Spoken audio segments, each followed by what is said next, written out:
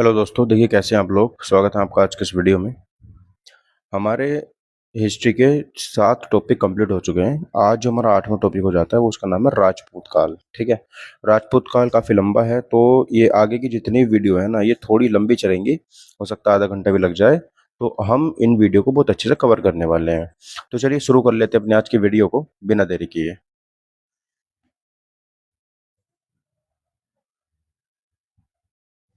चलिए दोस्तों, यहाँ पर देखिए हमारा टॉपिक आ जाता है राजपूत काल। और राजपूत काल से काफ़ी इंपॉर्टेंट क्वेश्चन जो है वो हमारे एग्जाम में पूछे जाएंगे, क्योंकि ये टॉपिक थोड़ा बड़ा है और बड़े टॉपिक्स है, इसमें क्वेश्चन के चांसेस भी थोड़े ज़्यादा बन जाते हैं। तो इसलिए हमें ध्यान से पढ़ना पड़ेगा, ध्यान से हम इसको पढ़ेंगे। ठीक है सर, चलिए तो शुरू कर लेते हैं। देखिए सबसे पहले बात करेंगे राजपूत काल, 8वां हमारा टॉपिक हो जाता है और 7 अब तक हम कंप्लीट कर चुके हैं। यहाँ पर हम बात करेंगे उत्तर भारत में 6वीं शताब्दी के पश्चात अधिकांश शासक राजपूत थे। जैसे ही 6वीं शताब्दी आती है तो ज्यादातर जो भारत में हमारे शासक थे वो, यहाँ पर ध्यान रखेंगे तो, राजपूत थे। और इसलिए 7वीं शताब्दी से 12वीं शताब्दी के उत्तर भारत के इतिहास को राजपूत काल की संज्ञा दी जाती है।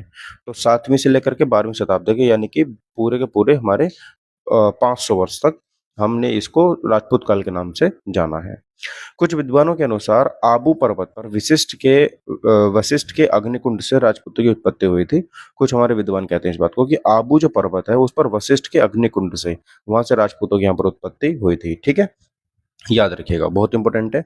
अगला आता है गुर्जर प्रतिहार वंश के बारे में यहाँ पे हम बात करेंगे। देखिए इसमें एक एक वंश हमारे आते रहेंगे और इंपॉर्टेंट होंगे सारे के सारे। गुर्जर प्रतिहार वंश से क्वेश्चन आते हैं। जैसे इस वंश के संस्थापक हरिश्चंद्र थे। कौन थे सर? हरिश्चंद्र इसके संस्थापक थे, लेकिन प्रथम वास्तविक शक्तिशाली शासक जो है वो नागभट्ट प्रथम थे। ठीक है, तो वास्तविक संस्थापक हम किसको मानते हैं? नागभट्ट प्रथम को मानते हैं, याद रखें। और वैसे संस्थापक कौन थे? हमारे हरिश्चंद्र थे। ठीक है, महत्वपूर्ण शासक की बात करेंगे तो महत्वपूर्ण शासक इसमें हमारे नागभट्ट प्रथम हो जाते हैं। ये इनका जो शासनकाल था वो 730 से लेकर के 756 ईसा पूर्व तक इनका शासनकाल था। इसको देखते हैं। नागभट्ट प्रथम को ग्वालियर प्रशस्ति में मलेच्छों का नाशक बताया गया है। ठीक है, किसका? मलेच्छों का जो नाशक है वो बताया गया है किसमें? नागभट्ट प्रथम को। ठीक है, याद रखिए 730 से 756 तक, यानी कि लगभग 26 सालों तक। उसके बाद में आता है हमारा वत्सराज। वत्सराज जो था 775 से 800 ईस्वी तक हमारे यहाँ पर रहे हैं वत्सराज। तो नागभट्ट प्रथम के बाद में जो फेमस है और महत्वपूर्ण शासक बचे हैं वो वत्सराज है। इसको प्रतिहार साम्राज्य का वास्तविक संस्थापक माना जाता है, इंपोर्टेंट है। ठीक है, तो याद रखना मलेच्छों का जो शासक है वो नागभट्ट प्रथम को बताया गया है, और जो गुर्जर प्रतिहार वंश का संस्थापक वास्तविक वो हमारा वत्सराज को बताया गया है। ठीक है, चलिए उसके बाद यहाँ पर हम बात करेंगे सर। उसके बाद यहाँ पर आ जाता है हमारा त्रिपक्षीय संघर्ष में भाग लेने वाला प्रथम प्रतिहार शासक वत्सराज था। जो गुर्जर त्रिपक्षीय संघर्ष था, मतलब 3 तरीके से संघर्ष लड़ा गया था ये। इधर वाले राज्य उधर, मतलब 3 राज्य थे जिसमें हमारा संघर्ष लड़ा गया था। इंपॉर्टेंट है, याद रखिएगा। ठीक है, वत्सराज ने पाल शासक धर्मपाल को पराजित कर किया, परंतु राष्ट्रकूट शासक ध्रुव से पराजित होना पड़ा। ठीक है, मतलब जो वत्सराज ने पाल शासक धर्मपाल को तो हरा दिया, धर्मपाल को तो इन्हें हरा दिया था जो हमारा पाल शासक था, लेकिन जो राष्ट्रकूट शासक था जिसका नाम था ध्रुव, उसने इसको पराजित कर दिया था, मतलब उससे ये हार गया था। ठीक है, तो ये इंपॉर्टेंट है काफी, याद रखिएगा। वत्सराज ने धर्मपाल को हरा दिया था, लेकिन ध्रुव से पराजित होना पड़ा था। ठीक है, उसके बाद में आता है सर हमारा इंपॉर्टेंट राजा का मिहिर भोज प्रथम। तो मिहिर भोज प्रथम 836 से 885 ईस्वी तक ये इनका शासनकाल रहा था, 836 से 885 तक। यह इस वंश का सर्वाधिक महत्वपूर्ण शासक है। मिहिर भोज के शासनकाल के विषय में कल्हड़ और अरब यात्री सुलेमान के विवरणों से पता चलता है। तो कल्हड़ और अरब यात्री जो थे सुलेमान, उन्होंने इसके बारे में लिखा है। मिहिर भोज जो था वो विष्णु भक्त था। ये भगवान विष्णु का उपासक था जो भगवान विष्णु की पूजा करता था। ठीक है, मिहिर भोज ने आदिवराह तथा प्रभाष नामक उपाधि धारण की थी। आदिवराह एक भगवान का अवतार हुआ है भगवान विष्णु का, उसकी उपाधि इसने अपने आप को दी थी। इंपोर्टेंट, मिहिर भोज की उपलब्धियां ग्वालियर प्रशस्ति अभिलेख में उल्लेखित है। तो ग्वालियर प्रशस्ति जो अभिलेख है उसमें हमारा ये उल्लेखित इसकी हो जाती हैं। ठीक है, जो भी इसने उपलब्धियां पर धारण की थी। समझ में आई बात? ठीक है, उसके बाद में आता है महेंद्रपाल प्रथम। महेंद्रपाल प्रथम की बात करेंगे तो 885 से 910 ईस्वी में उसका शासनकाल रहता है। महेंद्रपाल प्रथम ने राष्ट्रकूट शासक इंद्र तृतीय को पराजित किया। इंद्र थर्ड को इसने यहाँ पर क्या करा था? पराजित किया है। ठीक है, इंद्र तृतीय को याद रखिएगा।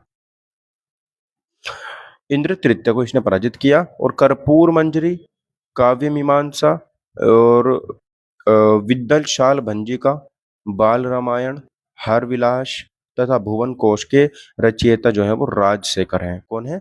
राजशेखर इसके रचयिता हो जाते हैं, जो महेंद्रपाल प्रथम की राजसभा में निवास करते थे। ठीक है, महेंद्रपाल प्रथम की राजसभा में क्या करते थे?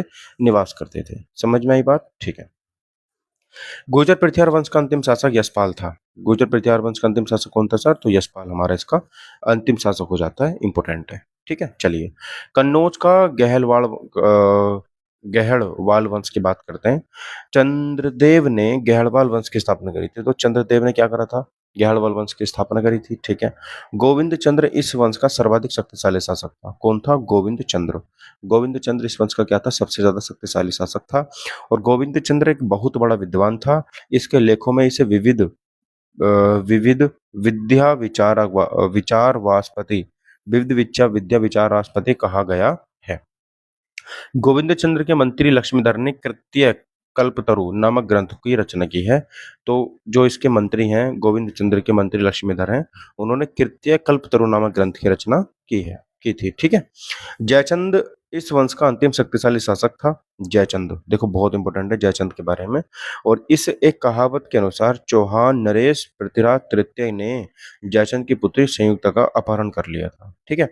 तो चौहान था, पृथ्वीराज चौहान थर्ड उनका नाम था। और उन्होंने जयचंद की जो पुत्री थी संयोगिता, उसका अपहरण कर लिया था। इसी चक्कर में आपने देखा होगा एक मूवी भी बनी है। कवि श्री हर्ष को जयचंद का संरक्षण प्राप्त था। ठीक है, ओके। 1194 ईस्वी में चंदावर के युद्ध में मोहम्मद गोरी ने जयचंद को पराजित किया तथा इसे युद्ध में जयचंद्र मारा गया, उसको मार दिया था। ठीक है। इल्तुतमिश ने कन्नौज पर अधिकार कर गहलवाल वंश के शासन को समाप्त कर दिया था। ठीक है। तो इसके लगभग लगभग पैरेलल ही हमारा सामंती ही हमारा यहाँ पर सल्तनत काल था, जो हम इसके बाद पढ़ेंगे। शाकंभरी का चौहान वंश क्या था? शाकंभरी का चौहान वंश का संस्थापक वासुदेव था। ठीक है, याद रखिएगा चौहान वंश। इसके महत्वपूर्ण शासक अजयराज हो जाते हैं पहले। अजयराज ने अजमेर नगर की स्थापना की तथा इसे अपनी राजधानी बनाया था। तो अजमेर तभी से फेमस हो जाता है, याद रखना चौहान था ये। विग्रह विग्रहराज चतुर्थ तथा बीसलदेव इसको याद रखेंगे। बीसलदेव ने हरिकेल नामक संस्कृत नाटक की रचना की है। और बीसलदेव ने अजमेर में सरस्वती मंदिर बनवाया था। कथा सरित सागर के रचयिता सोमदेव बीसलदेव के दरबार में ही रहते थे। ठीक है, ओके। सोमदेव ने बीसलदेव के सम्मान में ललित विग्रह राज नामक ग्रंथ की रचना की थी।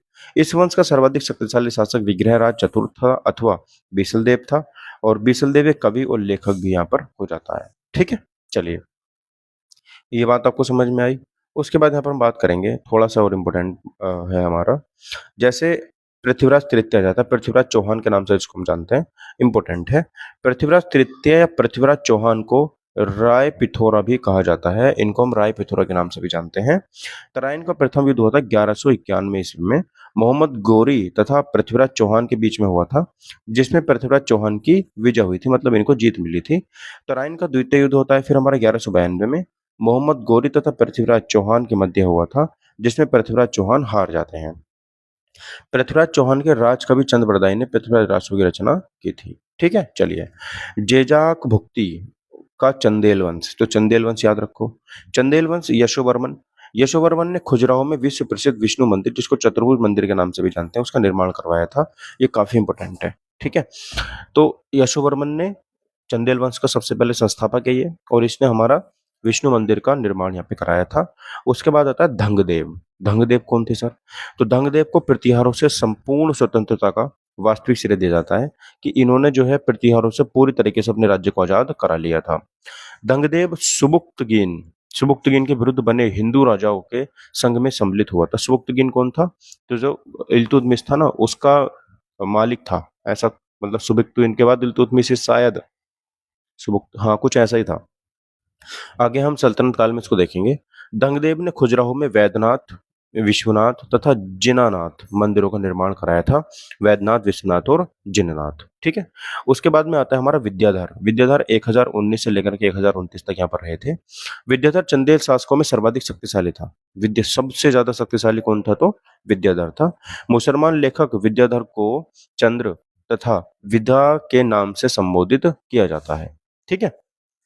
करते थे। तो जितने भी मुसलमान लेखक थे वो विद्याधर को चंद्र और विदा के नाम से संबोधित करते थे।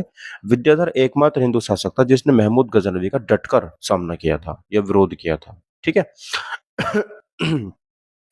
उसके बाद इसने गुर्जर प्रतिहार शासक राज्यपाल का वध कर दिया था, क्योंकि राज्यपाल महमूद गजनवी से युद्ध करने के बजाय भाग खड़ा हुआ था, है ना। तो इसलिए कुछ हमारे यहाँ पर देखो ऐसे राजा भी हुए हैं। चंदेल वंश का अंतिम शक्तिशाली शासक परमरिदेव या परमल था। ये 1305 में चंदेल राज्य को दिल्ली सल्तनत में मिला लिया गया था। मतलब फिर खत्म हो गया था पूरा, दिल्ली सल्तनत पूरा अपने विस्तार पर थी उस टाइम पर। मालवा का परमार वंश हमारा देखेंगे। परमार वंश का प्रथम शक्तिशाली एवं स्वतंत्र शासक श्री हर्ष या सियक था। कौन था? श्री हर्ष या सियक था। परमारों की प्रारंभिक राजधानी उज्जैन थी और बाद में वो धार हो गई थी, धार। ठीक है। चलिए, महत्वपूर्ण शासक कौन कौन से हो जाते हैं? तो वाकपति मुंज ने धार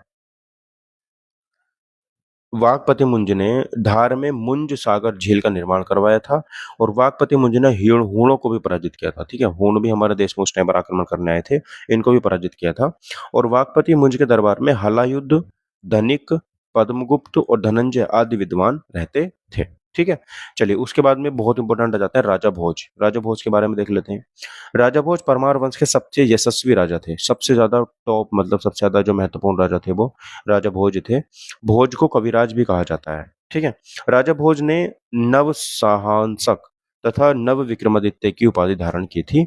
भोज ने आयुर्वेद वर्चस्व और सम्रांगण सूत्रधार, सरस्वती कंठाभरण, सिद्धांत संग्रह, योग सूत्र वृत्ति, नामावलिका, विद्या विनोद ग्रंथों की रचना की थी। ठीक है। चलिए, इंपॉर्टेंट है, याद रखेंगे। आगे आ जाते हैं सर हमारे भोज ने भोजपुर नामक नगर बसाया था तथा भोज सर नामक तालाब का निर्माण भी कराया था। गुजरात के अनहिलवाड़ वंश का चालुक्य सोलंकी वंश, जिसके महत्वपूर्ण शासक हो जाते हैं भीम प्रथम के शासनकाल में महमूद गजनवी ने सोमनाथ मंदिर पर 1025 में आक्रमण कर इसे लूटा था। ठीक है। किसने लूटा था? तो ये महमूद गजनवी ने लूटा था और तथा पूरी तरह इसको नष्ट कर दिया था, नष्ट भी इसको कर दिया था। ठीक है। तो महमूद गजनवी वही है जिसने भारत पर 17 बार आक्रमण किया था, याद है आपको? भीम प्रथम के सेना नायक विमल शाह, ठीक है, तो इसका जो सेनापति था उसका नाम विमल शाह था, ने माउंट आबू पर्वत पर दिलवाड़ा जैन मंदिर का निर्माण करवाया था। ये भी फेमस है, इंपॉर्टेंट है। उसके बाद में आता है जयसिंह सिद्धराज। जयसिंह सिद्धराज 1094 से 1143 ईस्वी में इसका शासनकाल रहा है। जयसिंह ने सिद्धराज की उपाधि धारण की थी कि मैं खुद सिद्धराज हूं। प्रसिद्ध जैन आचार्य हेमचंद्र जयसिंह के दरबार में ये रहते थे और जयसिंह ने माउंट आबू पर्वत पर एक मंडप का निर्माण करवाया था। ठीक है। चलिए, अगला आता है हमारा अन्य प्रसिद्ध शासक कौन कौन से हैं। जैसे कुमारपाल ने सोमनाथ मंदिर का पुनः निर्माण कराया था। कुमारपाल ने, जो महमूद गजनवी उसको नष्ट करके चला गया था, तो कुमारपाल ने उसका दोबारा से निर्माण करवाया। मूलराज द्वितीय ने 1178 ईस्वी में माउंट आबू पर्वत के पास मोहम्मद गोरी को बुरी तरह से पराजित कर दिया था। ठीक है, मतलब हरा दिया था और इस वंश का अंतिम शासक भीम द्वितीय था। ठीक है। तो लगभग हमें 13 से 14 मिनट लगे, हमने पूरा राजपूत वंश खत्म कर लिया। उसके बाद हमारा सबसे इंपॉर्टेंट टॉपिक, जिससे क्वेश्चन अच्छे खासे पूछे जाते हैं, दिल्ली सल्तनत हमारा आता है, याद रखिएगा, बहुत इंपॉर्टेंट है। तो आज की वीडियो में बस इतने रहने देते हैं, बाकी थैंक यू।